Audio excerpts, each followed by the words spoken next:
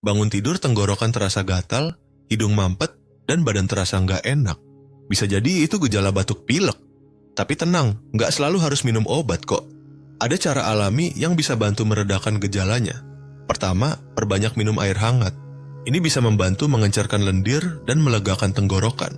Kedua, coba madu dan lemon. Campuran ini punya sifat antibakteri dan bisa menenangkan tenggorokan yang iritasi. Ketiga, uap air panas. Cukup hirup uap dari air panas untuk membantu melonggarkan hidung tersumbat. Dan yang paling penting, cukup istirahat biar tubuh cepat pulih. Kalau gejala makin parah, jangan ragu periksa ke dokter ya.